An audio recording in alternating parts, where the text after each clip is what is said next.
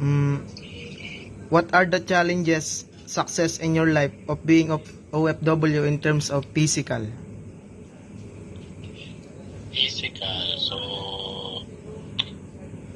dito kasi ako sa US. So, hindi siya success, more on challenge kasi yung yung weather dito, hindi siya same lang sa Philippines. Sa Philippines kasi, di ba, mostly mainit dito. Meron siyang, well, ngayon, 10 degrees. So, kung mahina ka sa lamig, so, mostly magkakasakit ka. So, yun yung magiging challenge mo. Success, hindi siya success eh. More on challenges talaga. Pag OFW ako dito. Okay po. Sa in terms of ano po, sa mental naman po. Mental, yan. Medyo mahirap kasi. Mental, yung mga kawork mo dito, iba-iba lahat. Okay? So, iba-ibang kultur, iba-iba yung treatment sa'yo. So, kung medyo, medyo mahina. So, mostly affected ka. So, ano talaga dito?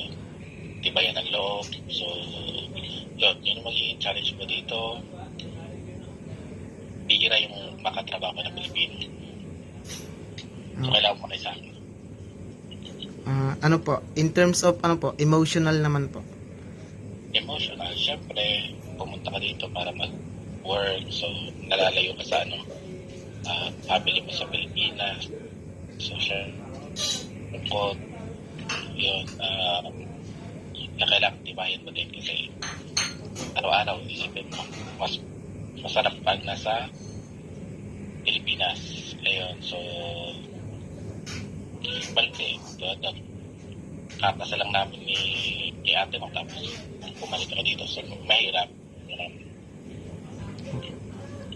Ano po, what is the reason why you left the Philippines, our country?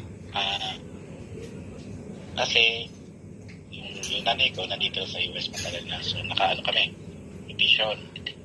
So dati pa lang 2009 pa lang dito na talaga punta ko kasi nga una mas malaki kita dito, pangalawa yung may opportunity na makapunta rito kaysa sa so kakarating ko lang last year yun, kaya dito ako punta kasi nandito yung opportunity tapos mas malaki